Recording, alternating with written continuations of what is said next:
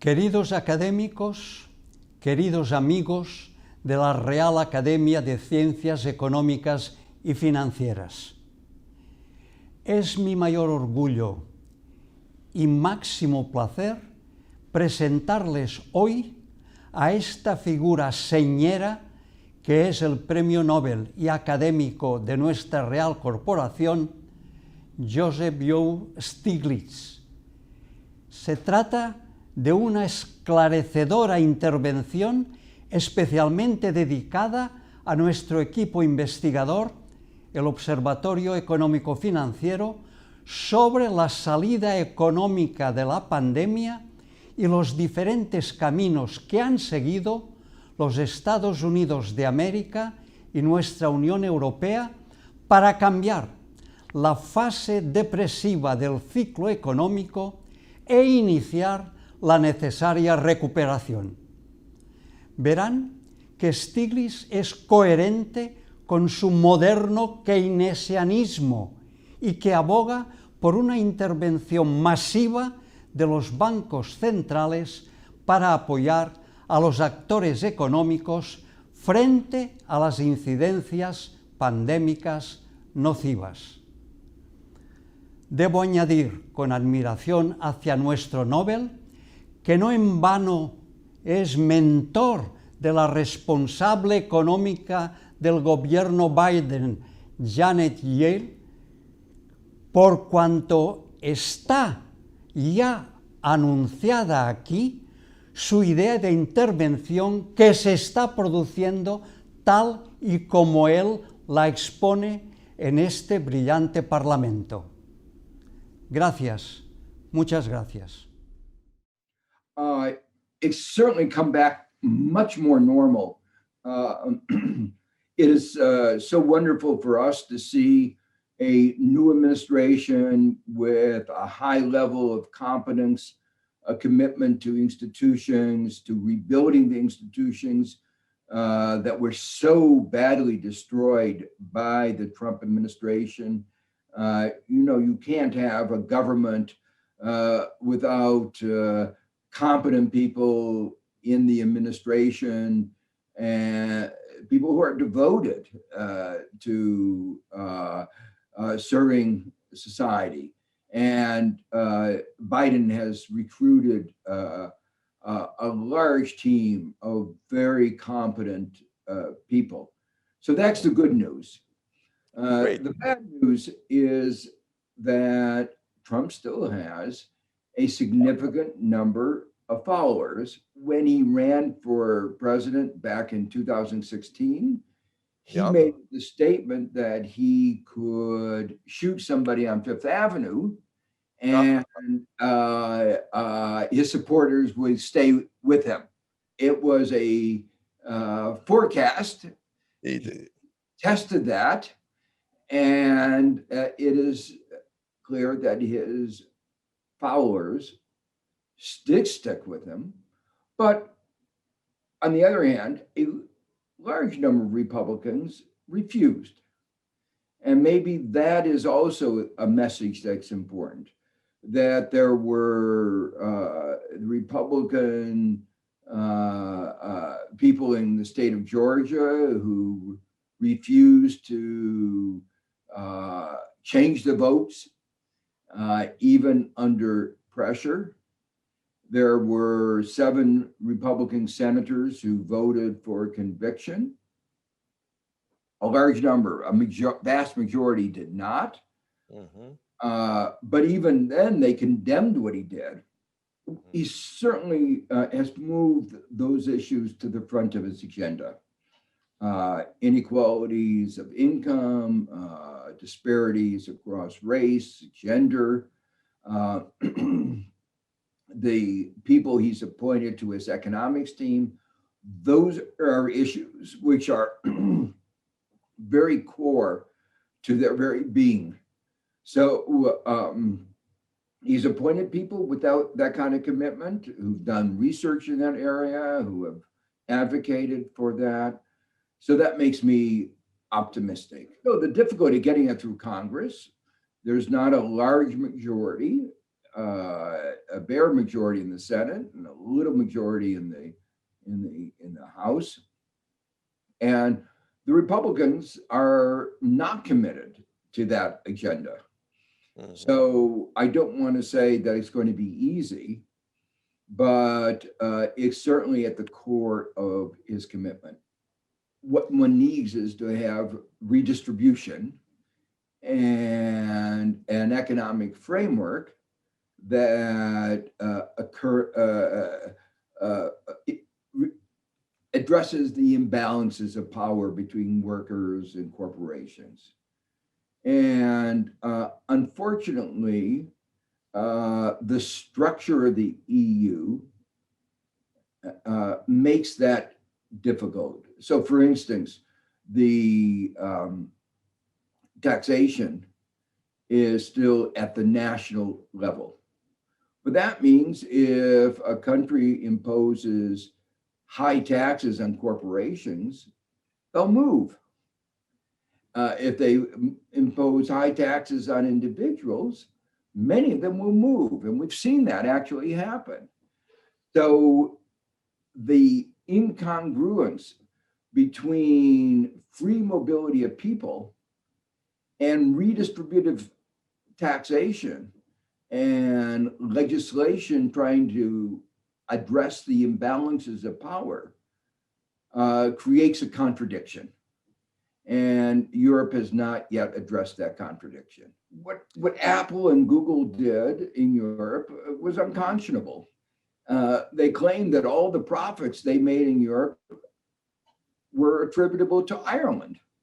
And Ireland made special deals where they paid almost no taxes at all. So that Ireland was stealing effectively from the rest of Europe in order to create a very few jobs. So what that tells you is, one, the structure was wrong, and there was not enough solidarity within the countries. They were willing to undermine Luxembourg and Ireland. So they were willing to undermine their partners in Europe. So yes, very much something else has to be done. And as I say, it's about taxation, but it's also about the rules. And this is an issue about the rules within Europe, but also the rules globally. I'm hopeful that Biden will be more open to a global conversation about rewriting these rules in ways that are fairer than Trump was. I think the Biden administration and Treasury Secretary Yellen have been very, very clear that you have to balance risks. And the risk of doing too little right now is much greater than the risk of doing too much. And one of the reasons why I very strongly agree with that is that in the small probability that it is too much, we have tools. We can raise interest rates, we can raise taxes. And both of those would be good for our economy. What do I mean by that? We've been in a zero interest rate environment since 2008. That's not a good situation. It means, what does it mean to price capital at zero? Capital is scarce. And when you price it at zero, you get all kinds of distortions in the capital market. We sometimes call the search for yield. Risky assets being priced at almost the same price as safe assets. All kinds of distortions. So it would be a lot better if we moved to a capital market where capital was priced in the way it should be. So that was one thing. And secondly, in the United States, our tax system isn't working. The average tax rate is too low relative to our needs for investment in education, technology, infrastructure, everything. And we have a regressive tax system. where those at the top pay a lower tax rate than those down below. Now, everybody understands that we need to correct that, but there is hesitancy to do that right now when the economy is so weak. So if it turned out that the economy was stimulated in the way that Summers was worried, then we could actually start doing the things that we need. Finally, what we've learned in other periods is that the only time that marginalized workers are brought into the labor force, and the only time in which the huge disparities in incomes get slightly reduced, is when we run a very tight labor market. So addressing the problems of inequality, which are central to our political and social problems, would be helped by having a tight economy. So I actually think that given the scarring of the economy from the pandemic, given that the rest of the world is not going to be recovering as fast as the United States, the depths of the downturn in Europe, and other countries around the world, I think it's unlikely that we will come back with a V-shaped recovery. And so I think those fears of inflation are exaggerated, but we have to admit that we haven't had anything like this. So forecasting is inevitably going to be uncertain. Balancing the risk, Biden is doing exactly the right thing. Well, I think, back in 2008-9, in the Great Recession, Gordon Brown led the G20 in a coordinated, strong expansion, including a major expansion of special drawing rights at the IMF. I am worried that we are not doing as much globally. Europe has not had the magnitude of the stimulus that the United States has had. And that part of the reason why the economic downturn in Europe has been so much worse than the United States, only part, but even though you've managed the disease better than the United States, nobody could have managed it worse than Trump. The fact is that we went ahead with a bazooka. It was not well designed, but it was big enough that it limited the economic downturn. In the case of China, they are the only large country coming back to growth. But you have to compare the growth that they had in 2009, 10, 11 with the growth that they've had in 2020 and forecast for 2021. Much more anemic, less than half the size earlier. And they have resorted much more to inward-looking policies. And so their trade surplus has actually, as a percentage of GDP, has increased. So that means they won't be providing as much impetus for the rest of the world. Finally, so far, the international community has not approved new issuance of SDRs, special drawing rights. Trump vetoed that for no good reason. The Biden administration is currently discussing that, and I am hopeful that that will be supported. Oh, I think there has to be significant debt restructuring. The borrower and the lender may have made the loan in good faith, but events happen. There's a principle in law called force majeure, necessity, and every country has a bankruptcy law. What is bankruptcy? It says, I owe you money, but I'm not going to pay you. We used to have in the 19th century debtor prisons. We view those as unconscionable. And in the 19th century, countries would go to war to collect debts.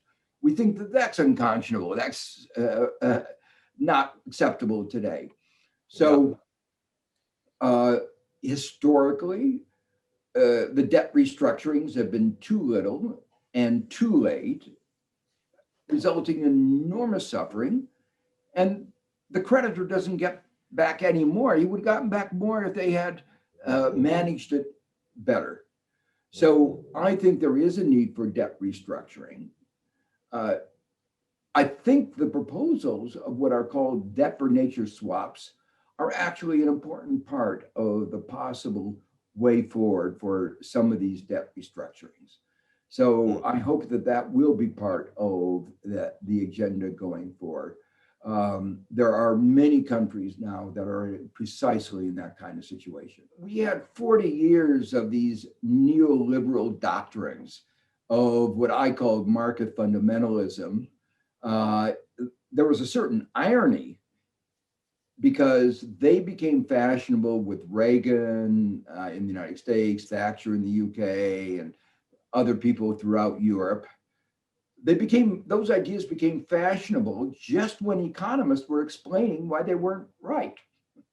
That is to say, there were economists talked about imperfect information, asymmetries of market power, game theory developed, behavioral economics. So we in the economic science were explaining why markets often don't work. And yet, among politicians, with the defeat of communism, there was a euphoria that markets worked very well. And now, 40 years later, we've finally come to the realization that markets often don't work well. And it's, sometimes there's an expression, we're going back to the past. The ideas of Keynes that fiscal policy is important, austerity is a disaster. Hoover, what I call in the United States, we call Hoover economics, what led to the Great Depression. That is now well accepted. Obviously, in the intervening 80, 90 years, we've learned a lot. We've gotten much more sophisticated in our understandings and our arguments.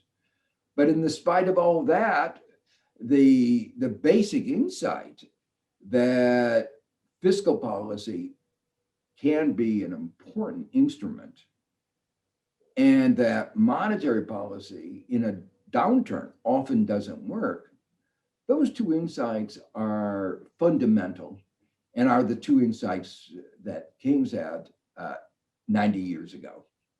Obviously, every country has its differences, and there are separate issues, multiple issues. In the United States, race plays a very important role. In Spain, issues of separatism plays a very important role. And economics is not everything. I'm an economist, but we have to recognize that there are many other things going on that are important. But what gives me hope for what I see going on in the United States is that the majority of Americans and the vast majority of young people, but not all, are very supportive of the progressive agenda. Good. They are concerned about climate. They are concerned about inequality. They want to raise the minimum wage. They want everybody to have access to education, to health care. What I call the progressive agenda. Not radical. It's what you might say a minimum. It's not revolutionary in any sense. They want that, and we are wealthy enough. If you think about where we were 80 years ago and where we are today, we're wealthy enough to afford it if we are not excessively selfish. And so I think that is the good news. And the question is going to continue to be whether we can make our politics reflect what I think is a vast majority of our citizens want. Obviously, during the Euro crisis, I was very concerned about whether it would survive. That's more than a decade ago, and it obviously has survived. What Europe did together in responding to the pandemic was very impressive. Back in 2010, I said you ought to issue Eurobonds to help finance the rescue. They refused. In this pandemic, they agreed to do it. In this pandemic, it was clear you needed to give grants rather than loans. There was a debate about the proportion, but I remember, yeah. Amount went in the form of grants. Europe has come together over a common agenda of fighting climate change. So, and they've abandoned austerity. So all those are very positive signs. On the other hand, I had hoped that when they issued the Eurobonds, they would also create the mechanism for repaying it through a common European digital tax, corporate tax, wealth tax, financial transaction tax, environmental taxes, a whole set of ways they could have strengthened Europe's financial position and been able to address the problems of inequality more effectively within Europe.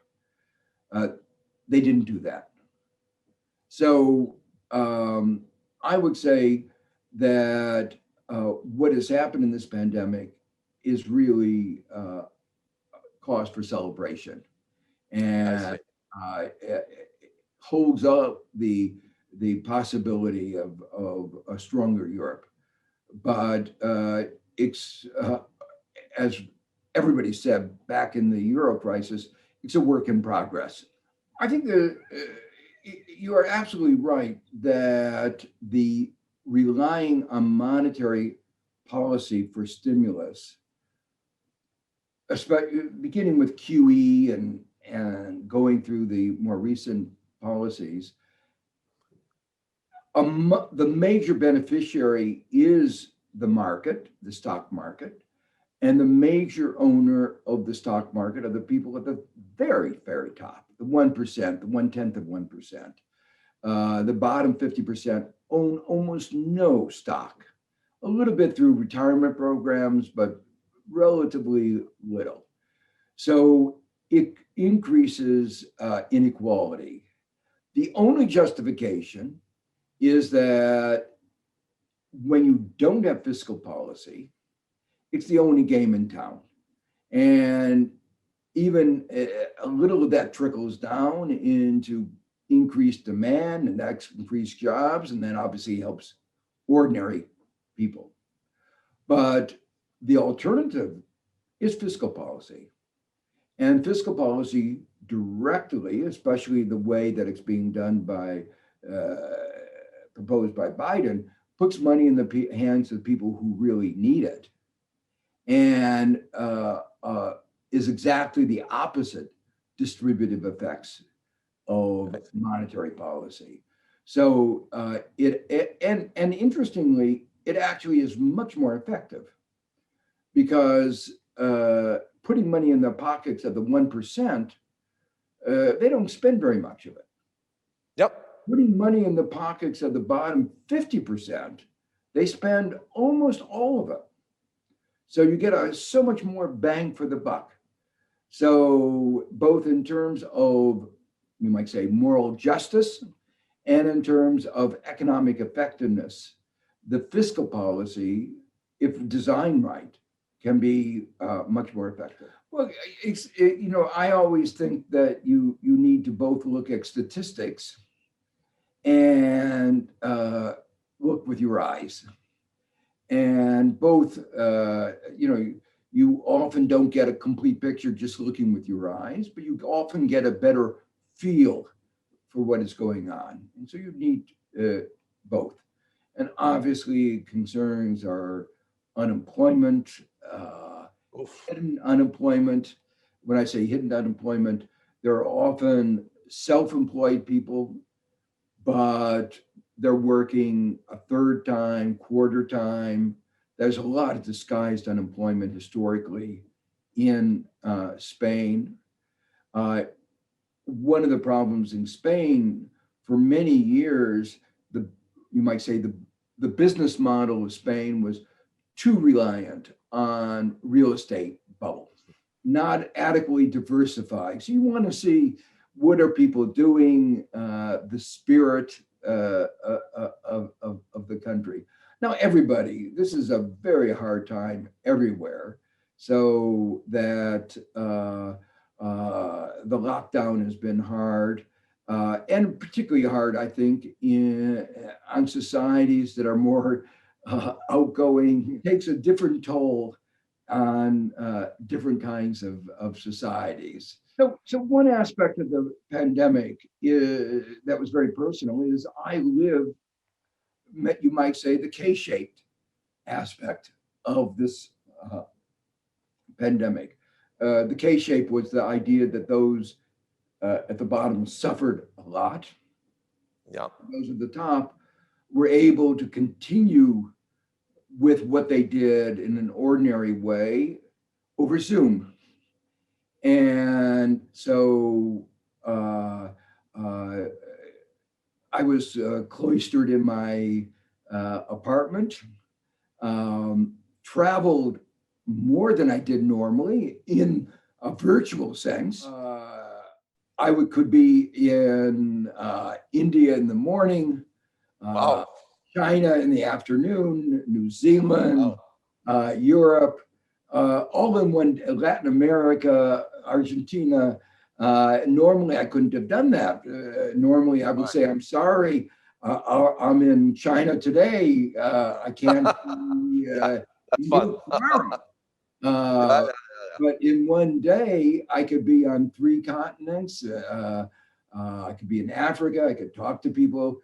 So in that sense, it was an enriching experience.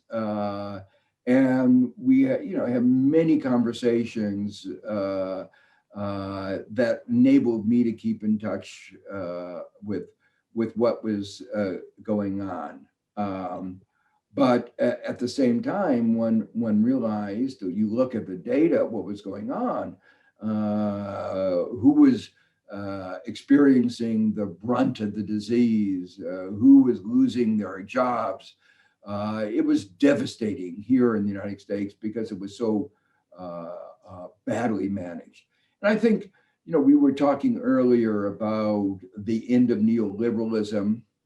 I think everywhere in the world, one realized how important government was.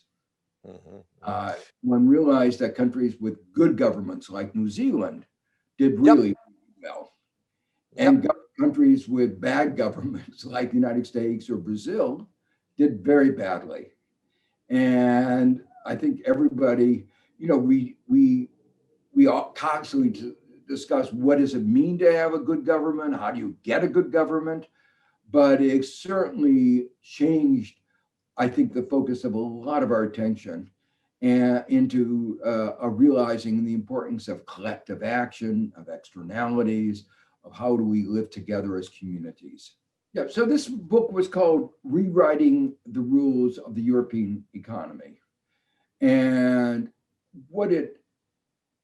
the underlying idea was a very simple one, that in old-fashioned economics, you just talked about demand and supply, institutions, rules didn't matter. It was the underlying forces of demand and supply. And the work that I've been doing over recent years says that's wrong. Yes, demand and supply is important, but the rules are important. And they are important for efficiency and equity. for every aspect of our society. So one aspect I've been particularly interested in, of course, is how do we account for the degree of inequality, the rise in inequality? And one part of the rules that govern market power. If you have corporations that are able to exercise monopoly power, they're going to get for themselves more and more. And we see that in the digital giants. And that has to do with rules about antitrust, corporate governance, financial markets, and so forth. But also the rules of labor, the rules that affect labor bargaining, unionization. If you have rules that weaken bargaining power of workers, obviously workers are going to go down and corporations are going to go up. Mm-hmm. So the call of that book was to say, let's go through systematically and rethink. Over 40 years, we've rewritten the rules guided by market fundamentalism and neoliberalism. It's now time to rethink all of those rules, not just because of these changes in ideology, but also because we live in a 21st century economy. So even if we hadn't had changes in ideology, we would need to rewrite the rules. The digital economy needs new rules. So the two together, though, make it compelling. And so I view this as, you might say, the beginning of a process where I hope that there will be discussions in Europe and America, around the world, about how we rewrite the basic guidebook, the rules, to make our societies more just, more efficient, have more shared prosperity. I think it can go a long way. 5 years ago, I would have been more hesitant, but two things have happened. The pandemic has shown that the people at the very top in the digital world have done very well as the rest of the society has suffered. So the awareness of inequalities and market power has become much, much greater. And at the same time, Americans, Europeans, everybody around the world have become much more aware of what I might call the multiple digital harms. Political manipulation, anti-vax movements, incitement, what happened on January 6th in the United States was all enabled by the digital giants who didn't fulfill their social responsibilities and were given a pass on accountability. So there's a lot of anger, and that means, Europe has been a little bit ahead of the United States in this, but I think the United States is now at a point where it will be a battle because, as you say, money matters. But I think the vast majority of Americans are now at a place where there can be meaningful discussions of this issue.